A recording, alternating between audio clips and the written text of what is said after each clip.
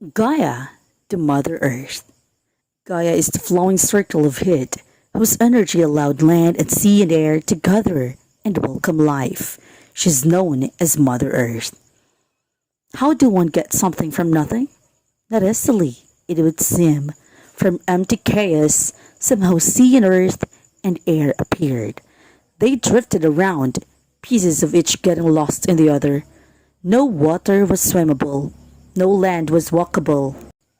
Anything hot could quickly turn cold.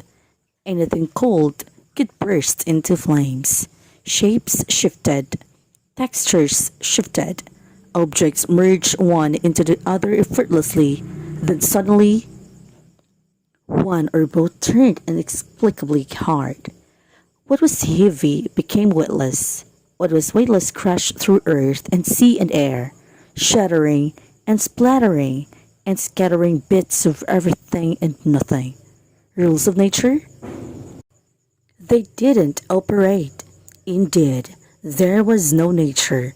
There was nothing reliable in this turmoil except lack of order, and lack is the essence of need. Out of that original need came the mother force, Gaia, all on her own. Need can do that. Gaia sucked up heat and stored it in her heart. She wrapped herself round and round with anything solid she could reach. Growing firmer with each layering, she pulled together her glassy sands, lifting them, grain by grain, free of air, to form deserts, free of water, to form beaches. She pushed together gigantic plates of rock until her mountains rose high. So far from her scalding heart that snow settled on their peaks. As Gaia disentangled herself from the waters and the gases, the seas fell together in giant puddles. The heavens arched over it all. In this way, the emergence of Gaia led to both the wholeness of the sea, called Pontus, and the wholeness of the heavens, called Uranus. But Gaia was generous, as a mother should be. She opened her veins so water could rush through rivers and creeks, and pool together in large low lakes and small hidden ponds. She yielded here and there to gases, allowing crevices to cradle them. One in particular was huge and gaping, the waiting hole for the dead. But at this point, she didn't know that. She knew things only as they happened, like a child encountering everything for the first time. She created the whole almost as though she understood intuitively all the gain and loss that would follow from her generosity. The seas learned from Gaia and welcomed islands. The skies learned from Gaia and welcomed stars. And then the seas and skies went further and worked together to cycle water from the salty seas to the skies, then fresh and sweet to the lands, who returned once more to the seas. But Gaia was not the only child of the enormous original need. There were two others.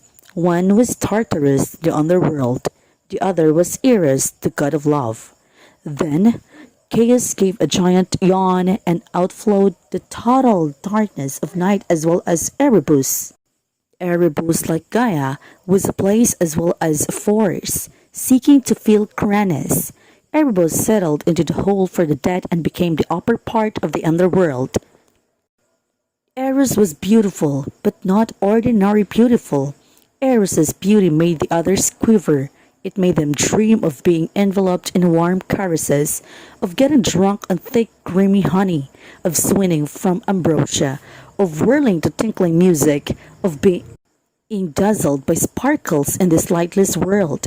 So Night and Erebus fell in love, and night gave birth to day, and with light and the lushness of fresh and salty water and the expansiveness of air, life on earth began.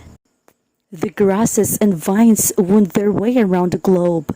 Bushes gently bloomed. Gaia watched night and Erebus with envy. She felt so alone. She was the cause of all this wonder, yet none of it satisfied her. She was hungry, longing, needy, and so she turned to the heavens and the seas, Uranus and Pontus. She loved them both, of course, but Uranus seemed soothing, while Pontus seemed raging. So she chose Uranus as her husband.